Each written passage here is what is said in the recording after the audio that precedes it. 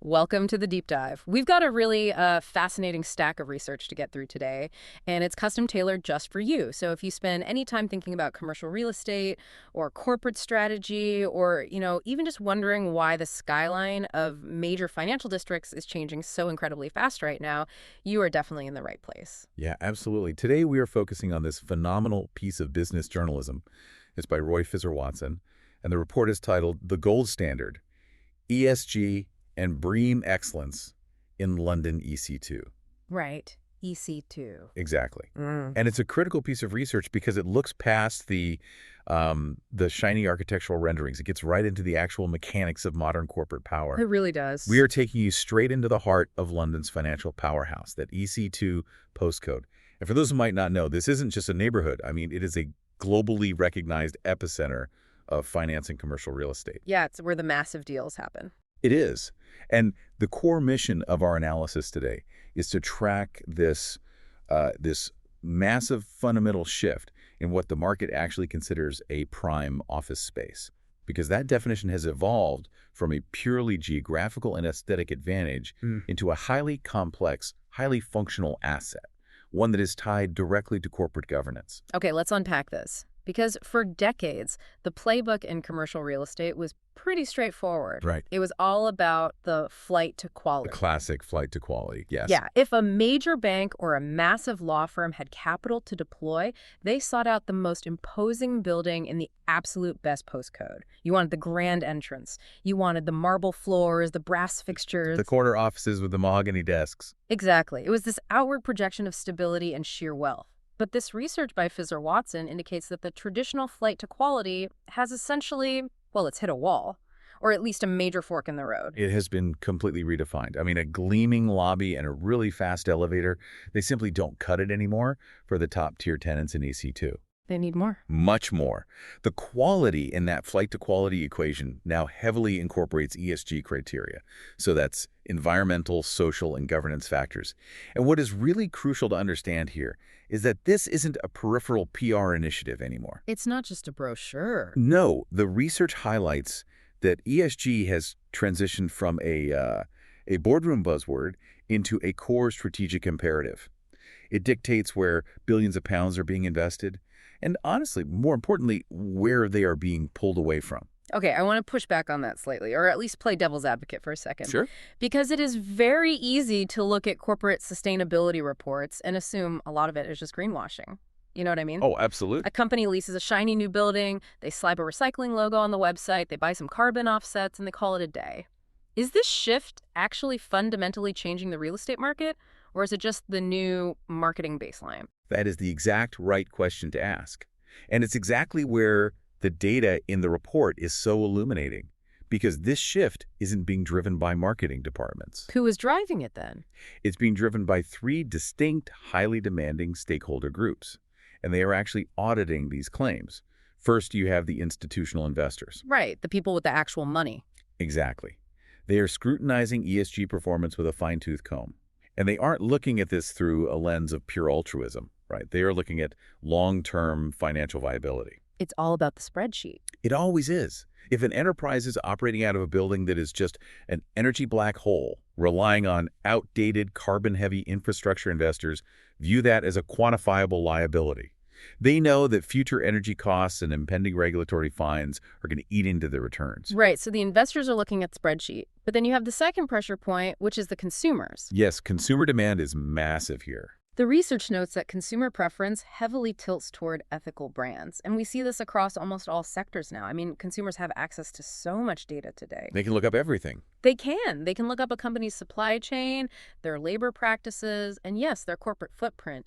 So if a brand is out there positioning itself as forward-thinking and responsible, but their global headquarters is this notoriously inefficient, polluting glass box from the 1980s. The market spots that cognitive dissonance immediately. Exactly. The physical office has become the most tangible, visible manifestation of a brand's actual integrity. It's like you can't talk the talk if your own house is literally leaking energy. And that seamlessly connects to the third pressure point, which might be the most urgent for these companies, the employees. Human capital. Yes. In a hyper-competitive market like EC2, human capital is everything. Yeah. We're fighting for top-tier talent, the quant analysts, the senior legal partners, the tech innovators. And those people have choices. They have endless choices. The data shows they increasingly gravitate toward responsible employers. They want to know the culture of the place where they're spending 60 hours a week. It fundamentally flips the script on what an HQ is actually supposed to achieve. Because think about it, it used to be a flex for the clients. Right. You bring a prospective client into that mahogany boardroom overlooking the Thames just to say, look how successful we are. Look at all this expensive wood we bought. Yeah. But today, the flex is entirely different. Now, the flex is about proving your operational sophistication and your ethical alignment to your own staff and your shareholders. It's proving you have the foresight to operate sustainably in a resource-constrained world. And the stakes for missing that pivot are incredibly high. Fizzer-Watson refers to overlooking these top-tier sustainability benchmarks as a strategic misstep. A massive misstep. In the EC2 landscape, if you lock your company into a 10-year lease in a building that fails to meet these new standards, you aren't just missing out on a nice-to-have feature. You are structurally handicapping your ability to attract investment, retain clients, and hire the best people. It's a profound strategic error. It really is. You are boxing yourself out of the future of the market. So if that's the risk, what is the target? How are these companies actually proving that their new headquarters isn't just greenwashed? This brings us to the vanguard of the movement. Right. The report identifies this as the BREEAM assessment, specifically a BREEAM Outstanding rating. So for those who might just see these acronyms slapped on real estate brochures, what exactly is the standard we are looking at here? BREEAM stands for the Building Research Establishment Environmental Assessment Method. That is quite a mouthful. It is, which is why everyone just says BREEAM. But it is widely recognized as the world's leading and arguably most rigorous sustainability assessment method for master planning projects, infrastructure, and buildings. And it's not just a pass-fail thing, right? There are levels. Very much so. It's vital to note the hierarchy here. The report focuses on the outstanding rating. This is the absolute apex. It's not a passing grade. It's a designation reserved for the elite echelon of commercial real estate. Buildings that are actively pushing the boundaries of what is architecturally and operationally possible. Which means we need to get into the weeds of how a building actually achieves that. Because the text lays out 8 specific pillars that BREEAM evaluates. Yes, 8 pillars. And I want us to take our time going through these because this is where you really see the difference between a building with a few solar panels on the roof and a building that functions like a living, breathing, hyper-efficient machine. Let's do it. Let's start with the first pillar, energy. The mandate is minimizing operational energy demand. What's fascinating here is that to get an outstanding rating, a building's energy strategy has to go far beyond just installing LED light bulbs. The analysis explicitly connects this pillar to broader corporate net zero targets. So it's a forensic approach. Completely forensic. It looks at how the building consumes power on every level. We are talking about highly sophisticated HVAC systems, heating, ventilation, and air conditioning that utilize dynamic load balancing. Meaning they adjust in real time. Exactly. It also involves architectural features like deep plan floor plates and high-performance facades. These facades naturally regulate internal temperatures, drastically reducing the need for mechanical heating or cooling in the first place. It's treating the building envelope itself as the first line of defense, rather than just pumping massive amounts of energy in to fix a badly designed temperature zone. Precisely. You design the building to not need the energy to begin with. Okay, the second pillar is water. The requirement is efficient use and responsible management.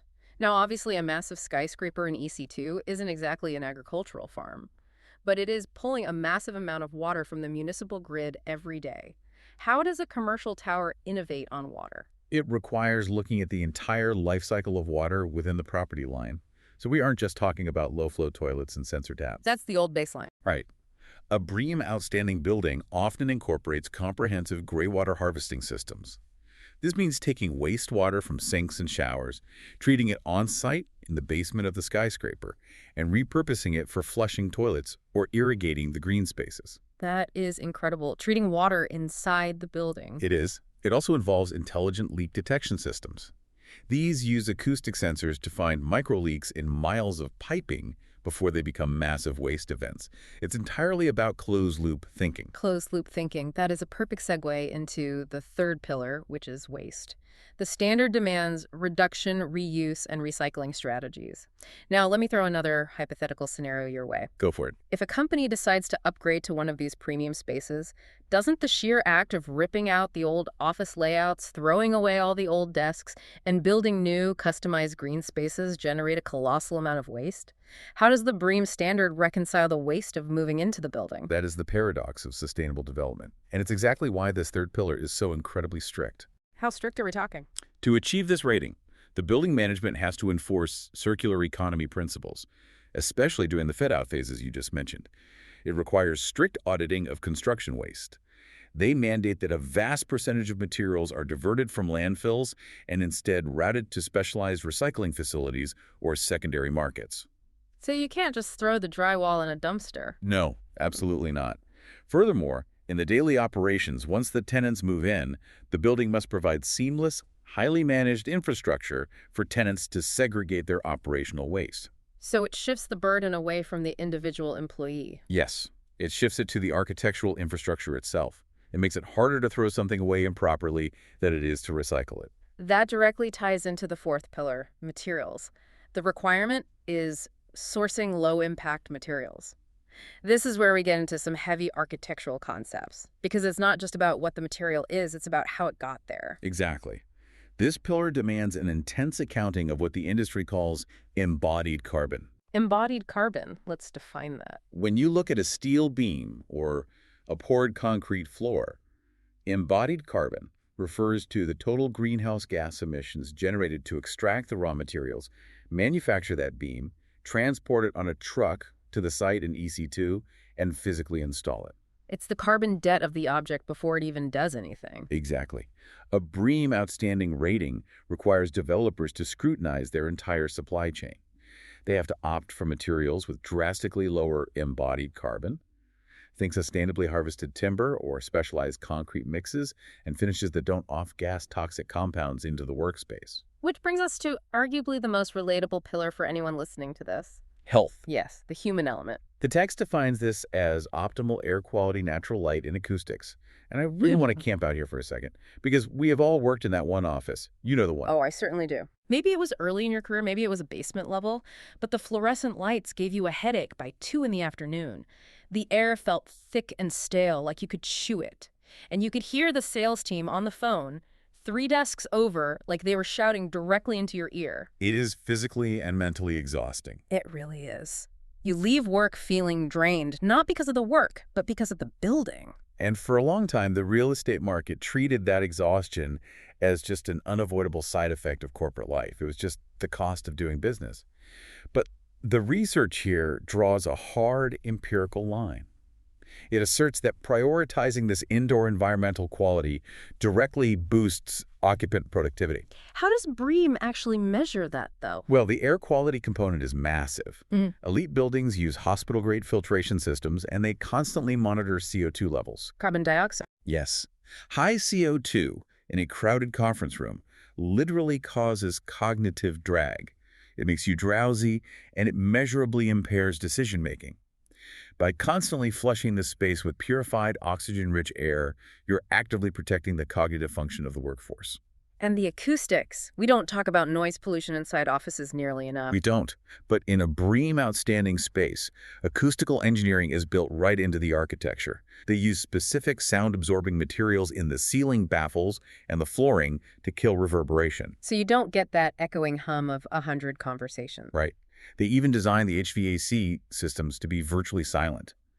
When you combine that acoustic control with circadian lighting that mimics the natural progression of the sun to regulate human sleep cycles, you are engineering a habitat designed specifically to maximize human performance and well-being. It's incredible. This is where the S in ESG, the social component, really manifests in the physical space. It's a complete paradigm shift.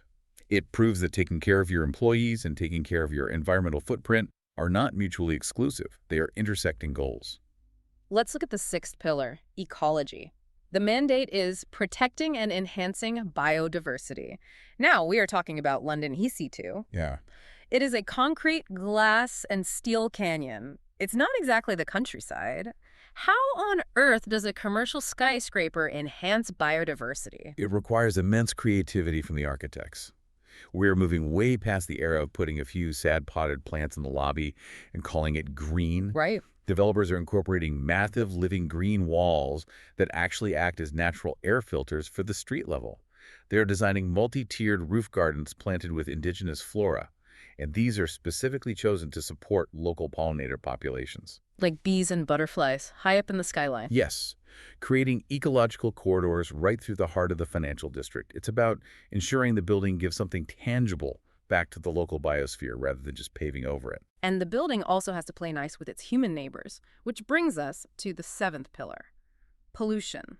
Specifically, minimizing light, noise, and water pollution. This is about recognizing that a massive commercial structure has an operational footprint that extends far beyond its physical property lines. A truly sustainable building cannot be a nuisance to the city. How does a building become a nuisance? Well, think about lighting. This pillar means engineering the lighting systems so they don't create disruptive glare or light spillage into residential areas at night. Nobody wants a massive LED spotlight shining into their apartment. Sure. It also means ensuring that those massive cooling towers and backup generators on the roof are acoustically shielded, so they don't project an aggressive low-frequency hum over the whole neighborhood. And on the water side, it means managing storm runoff so you aren't overwhelming the city's ancient drainage infrastructure during heavy rains. That leaves the eighth and final pillar, management. The text defines this as effective environmental operations, because you can design the most brilliant, technologically advanced, eco-friendly fortress in the world, but if the facility managers running the software don't know what they're doing, it's totally useless. Exactly. The human element of building operation is very often the failure point in standard real estate. This final pillar ensures that the building isn't just green on opening day for the ribbon cutting. It ensures that it maintains that elite performance over decades. How do they ensure that? It requires a highly trained management team using advanced building management systems. This is software that constantly analyzes data from thousands of sensors embedded in the building to optimize energy use, predict maintenance needs before they break, and actively manage the environment. Okay, when you lay out all 8 of those pillars, energy, water, waste, materials, health, ecology, pollution, and management, the sheer scale of the engineering and coordination required is staggering. It's a monumental undertaking. It leaves absolutely nowhere to hide for developers. But this naturally leads to the elephant in the room, which Professor Watson addresses head-on in the research. Building a structure that achieves all 8 of these pillars is astronomically expensive. Yes, the premium is high. The upfront capital expenditure for the smart technology, the low-carbon premium materials, and the specialized engineering, it's massive. So if I am a chief financial officer, my entire job is to protect the margins. Right. Why am I authorizing a lease for a space that clearly carries a massive premium over a standard office? Because the calculus in the CFO's office has fundamentally changed. This is no longer a conversation about corporate philanthropy or simply wanting to look like a good corporate citizen. It is a hard, cold economic reality. The research divides the financial upside into 2 distinct categories. Let's break those down. Direct gains, and perhaps more importantly, risk mitigation. If we look at the direct gains first, the upfront cost is offset by significant operational economics over the life of a lease. The report lists lower operating costs as a primary driver. Because of the efficiency. Exactly. When you occupy a building that has mastered the energy and water pillars, your monthly utility bills drop precipitously. You are simply using less power and less water. And the asset itself becomes more lucrative for the owner. The text points to higher rental premiums and resale values. So if you are a developer, yes, you spend more to build it initially, but you can charge top-of-the-market rents because the demand from elite tenants is so fierce. And if you go to sell the asset, that BREEAM Outstanding certificate is a massive multiplier on the total valuation. But the third direct gain mentioned in the text is really interesting to me. Reduced insurance premiums. How does ESG lower my commercial insurance bill? Insurance is entirely an exercise in risk modeling. The actuaries at the major insurance firms have looked at the data over the last few years, and they've realized that a building that is relentlessly monitored by smart sensors, built with top-tier materials, and incredibly resilient to extreme weather events, which, let's face it, are becoming more frequent. Unfortunately, yes. That building is simply a much lower risk to insure than a standard aging office block. The BREEAM building is less likely to suffer a catastrophic systemic failure. A pipe isn't going to burst and flood 10 floors because the acoustic sensors will catch the microleak first. So the premiums reflect that heavily reduced risk profile. But those direct gains, as substantial as they are, feel almost secondary to the other side of the financial coin: risk mitigation. This is the real driver. The text introduces a phrase here that I think is one of the most important concepts for anyone in business to understand right now: stranded assets. A terrifying phrase for real estate owners. The author warns that as climate regulations tighten, buildings failing to meet these high standards risk becoming stranded assets. Can you walk us through what that actually means in the real world? It is the ultimate nightmare scenario for a commercial real estate portfolio.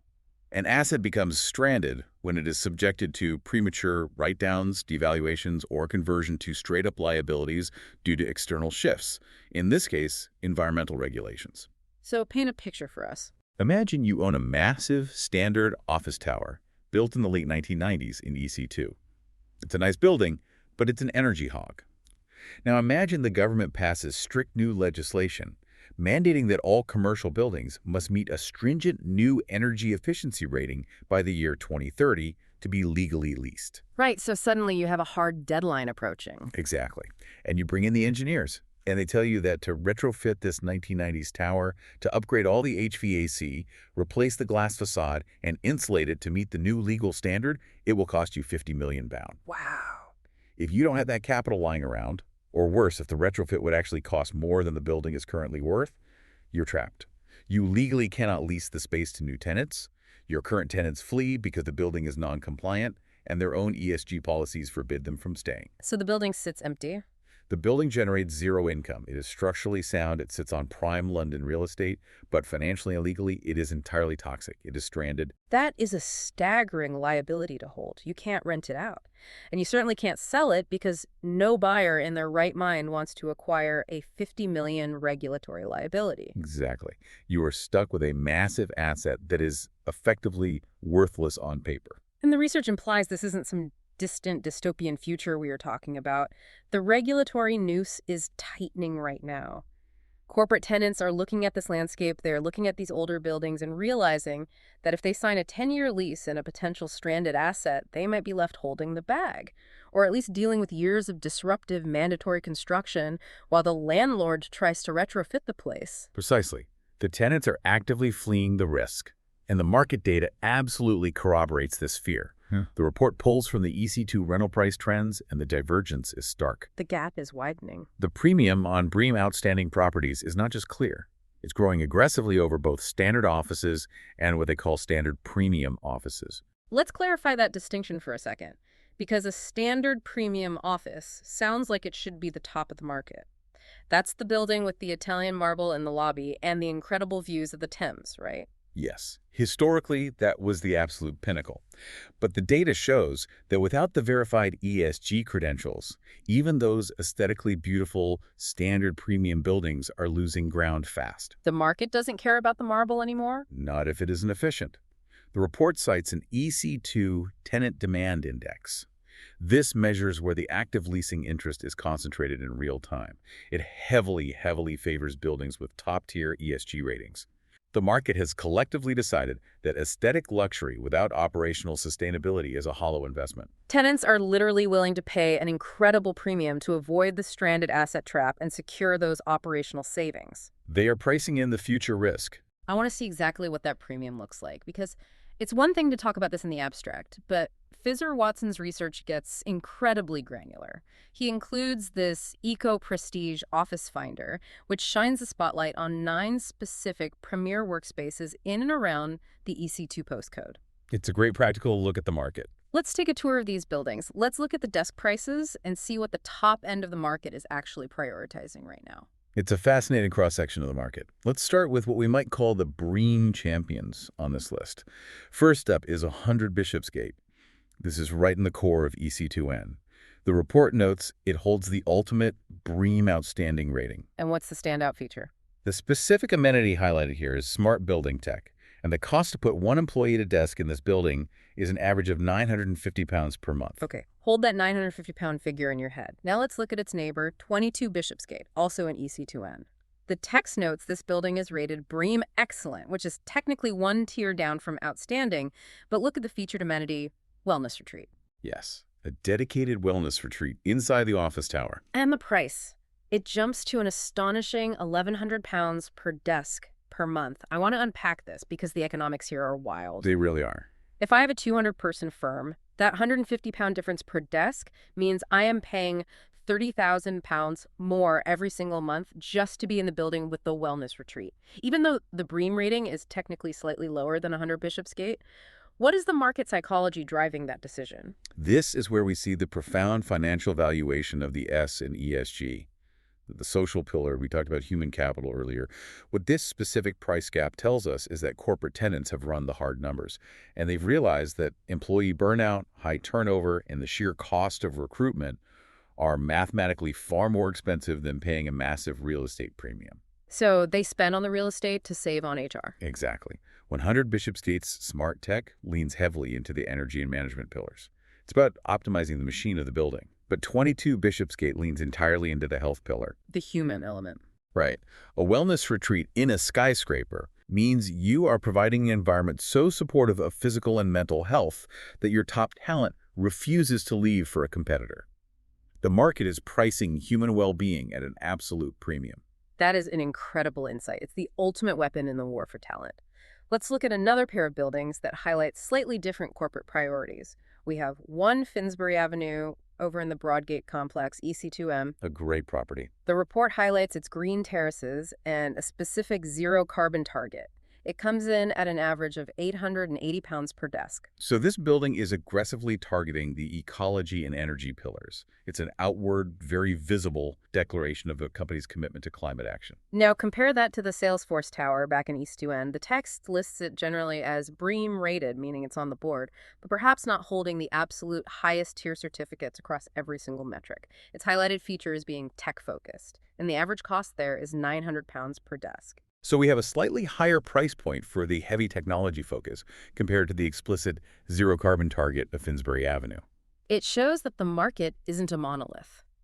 A specialized tech firm might prioritize the absolute fastest, most redundant fiber optic infrastructure over the green terraces, even within the broader ESG ecosystem. It shows market segmentation based on operational necessity. Different firms need different tools. But then we have the true architectural icons, spaces where history and sheer prestige still hold immense, quantifiable weight. The report highlights 30 St. Mary's. Universally known as the Gherkin, it's in EC3A. Exactly. The featured amenity listed for the Gherkin is simply panoramic views, and it is tied for the most expensive real estate on this list at an average of £1,100 per desk. Tied with the wellness retreat at 22 Bishopsgate. Yes, and this is a crucial data point, because it proves that while ESG compliance is the new baseline for entry into the premier market, extraordinary architectural status and unparalleled aesthetic prestige can still command the absolute ceiling of market pricing. You are paying for the skyline dominance. You want people to point at the skyline and say, that's my office. Exactly. That ego-driven real estate still exists. It just has to be sustainable now. Let's round out the rest of the list just to get the full picture of the surrounding market.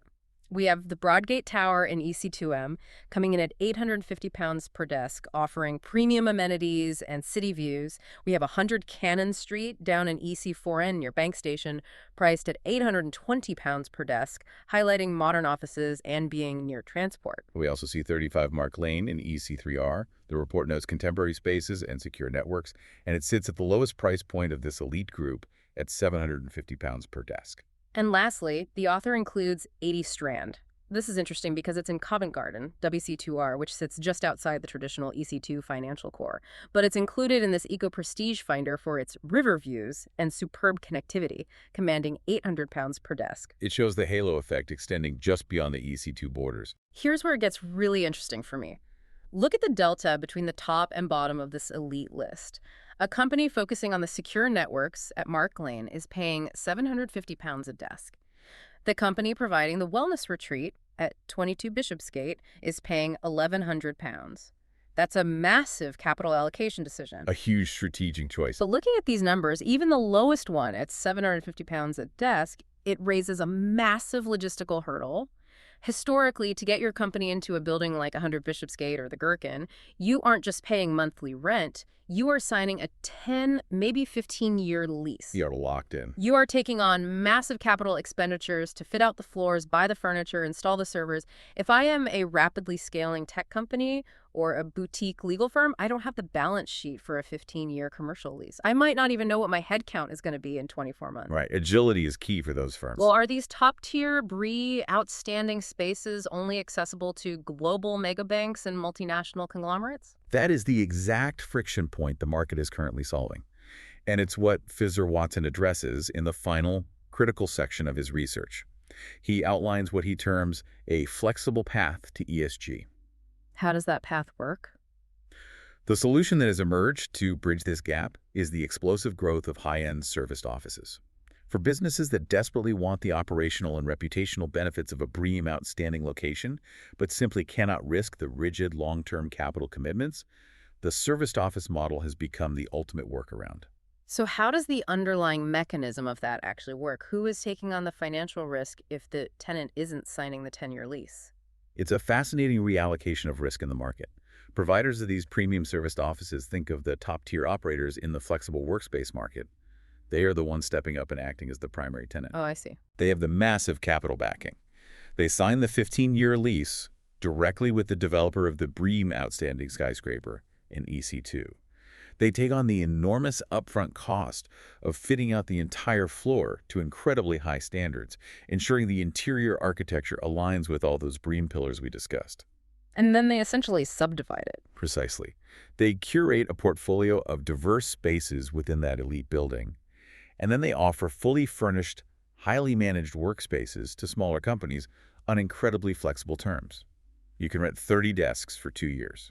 You can rent a whole floor for 5 years. I want you to really consider why this structural shift in the real estate market is so vital. It fundamentally democratizes access to ESG compliance. It opens the door for everyone. 10 years ago, if you were a mid-sized enterprise trying to compete for top talent against a massive global bank, you were at a severe disadvantage because you had to operate out of a Class B older building while they were in the gleaming new towers. The talent would choose the better building.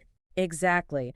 But now, through this serviced office model, a 50-person firm can operate out of the exact same BREEAM Outstanding building as the multinational conglomerate. They get all the same benefits. They get the circadian lighting, they get the hospital-grade air filtration, the acoustic baffling, and most importantly, they get to put that elite, verified, sustainable address on their pitch decks and their recruitment materials from day one. If we connect this to the bigger picture, it explains why the velocity of this market shift is so incredibly fast. The serviced office operators act as a massive catalyst. They allow the entire corporate ecosystem, from agile startups to mid-market firms, to participate in this flight to quality. They grease the wheels of the whole transition. They do. It ensures that the overwhelming tenant demand for high-performance buildings isn't bottlenecked by the capital constraints of smaller businesses.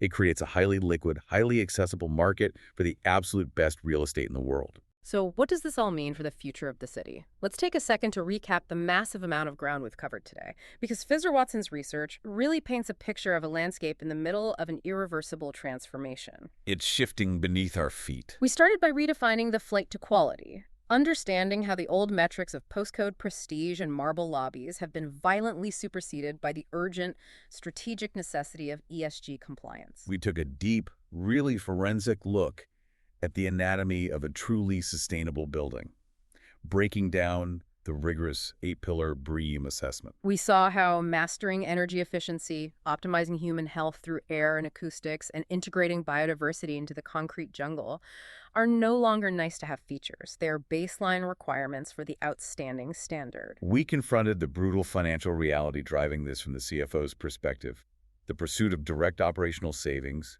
and more critically, the terrifying risk of holding a stranded asset as climate regulations tighten. We toured the premier desks of London's EC2, discovering that the market places a massive financial premium on employee wellness above almost everything else.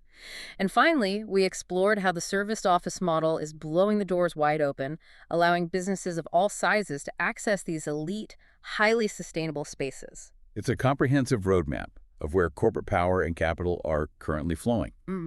But as we look at all this data, there's a massive looming implication hidden in the margins of this report that we really need to address before we wrap up. The dark side of the flight to quality. Exactly. The author is unequivocal on this point. Tenant demand is heavily aggressively favoring top-tier ESG spaces. And buildings that fail to meet these standards are at severe risk. This raises an incredibly provocative question that I want to leave you to mull over. Let's hear it. If all the premier businesses, all the capital, and all the top talent continue this uncompromising migration into the BREEAM Outstanding spaces, what happens to everything else? What do you mean? What happens to the older standard buildings from the 70s, 80s, and 90s that currently make up the vast majority of the city's skyline? The buildings that can't afford the 50 million retrofits. Yes. As regulations inevitably tighten and tenant demand completely hollows out the middle and bottom tiers of the market, will this relentless, absolutely necessary pursuit of top-tier sustainability at the top leave behind a growing graveyard of financially unviable, completely stranded office blocks? It's a chilling thought. And if so, what does a major global city do when a significant percentage of its architectural footprint becomes legally and economically obsolete? It is a massive structural question. Are we looking at mass demolitions? Are we looking at unprecedented state interventions to retrofit these buildings with taxpayer money? It's something to deeply ponder the next time you are walking through the financial district, looking up at all that glass and steel. Thank you so much for joining us on this deep dive into the changing face of EC2. We encourage you to look around your own workspace tomorrow morning with fresh, ESG-focused eyes. See the architecture for what it really is. Until next time, keep exploring, keep questioning, and keep diving deep.